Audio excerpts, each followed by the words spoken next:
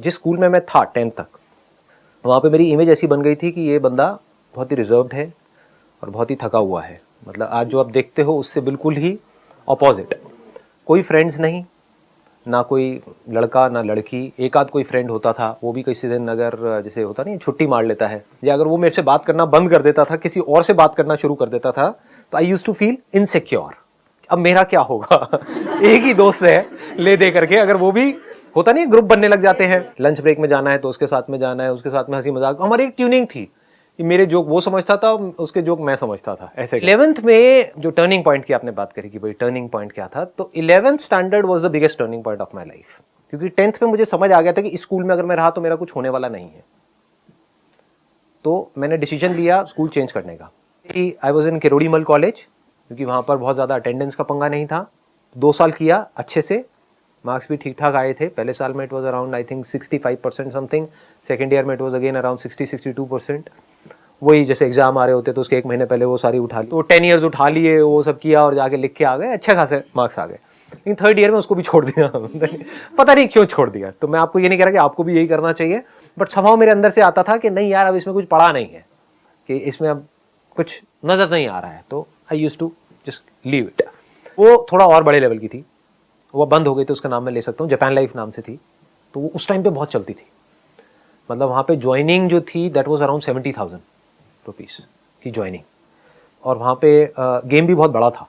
मतलब it was like बहुत बड़े लेवल पे थी वो जो कंपनी थी। तो फिर मेरे पास में इतने पैसे नहीं थे, तो उसमें से कुछ पैसा तो जो बंदा मेरे को ले करके गया था उसने डाले, कुछ मैंने अपना कैमरा बेचा, थोड़ा बहुत इधर उधर से पैसा लिया, ये लिया वो क्या करके उस कंपनी के अंदर घुस गया। वहाँ पर 11 महीने के अंदर अंदर मैं एक ऐसे लेवल पे आ गया जिसको बोलते हैं डायरेक्ट डिस्ट्रीब्यूटर। मतलब डीडी एक लेवल होता है, वहाँ पे लेवल्स होते हैं। तो मेरा एक नेटवर्क बन गया था करीबन 125 लोगों का, and I was making close to around 1 से 1.25 लाख रुपए महीने का at the age of 20 years. लेकिन अंदर से आया कि नहीं अपनी खुद की कंपनी खोल मल्टी लेवल मार्केटिंग कंपनी, तो मैंने वहाँ से रिज़ाइन कर दिया। इस डिसीजन को सुन करके घर वाले थोड़ा घबरा भी गए थे। सबकी सजेशन यही थी कि इतनी आफत क्या है, 4-5 महीने बाद कर दियो रिज़ाइन। समझ रहे हो ना कि मतलब इतना काम किया है तो 11 महीने में रिज़ाइन करने की क्या ज़रूरत है। मतलब you can wait for another 5-6 months, तो 6-7 लाख रुपए वहाँ से आ जाएगा, तो कुछ होगा पैसा, फिर रिज़ाइन कर दियो। मैं कहा नहीं, अब मेरे अंदर से आ रहा है कि मुझे तो अब यहाँ पर मज़ा नहीं आ रहा है, there is nothing more here, यहाँ पर जो मुझे नहीं लग रहा कि यहाँ पे कुछ और हो सकता है। तो वहाँ से रिज़ाइन किया और फिर अपनी एक मल्टी लेवल मार्केटिंग कंपनी खोली 3 लोगों के साथ पार्टनरशिप में। सेल वाइज देखा जाए तो बहुत सक्सेसफुल हुई वो कंपनी, लेकिन जब वो कंपनी बंद हुई तो मेरे हाथ में 1 रुपये भी नहीं आया, जो लगाया था वो भी गया, because of some differences in the partnership which I don't want to disclose here.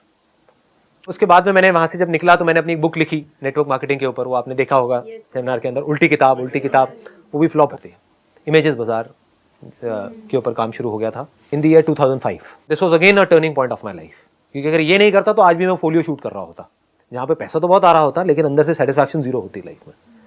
तो वहीं पे मैंने कॉल ले लिया कि आज के बाद हम मॉडल से 1 रुपये भी नहीं लेंगे, कोई पोर्टफोलियो नहीं होंगे हमारे यहाँ पे, कोई पैसा नहीं लेंगे, कुछ नहीं, स्टॉक शूट करेंगे। वो आइडिया कैसे आया था क्या था वो मैं पहले अपने सेशंस में बता चुका हूँ। फिर उसके ऊपर 2005 में काम शुरू हुआ, 2006 में लॉन्च हुई जो वेबसाइट है हमारी, and it was a big disaster. वो बुरी तरह से फेल हो गई, वहाँ पे कुछ नहीं हो रहा था कुछ महीनों तक, 6-7 महीने तक। क्यों? क्योंकि आईटी की मेरे को नॉलेज नहीं थी। फिर उसके बाद में मैंने खुद डीपली समझा सारा कि भाई ये क्या होता है, कैसे डेटाबेस डिज़ाइन होता है, कैसे क्वेरीज बनती हैं, क्या लैग्स हैं, क्या बग्स हैं, क्या है सॉफ्टवेयर में हार्डवेयर में, ये वो सारा समझा। साइट को पूरी तरह से रिवैम्प किया, साइट ठीक हुई, and then there was no looking back. वहाँ से फिर इमेजेस बाजार आगे बढ़ता ही चला गया, and it became a huge success. We are the largest company in the world as far as Indian content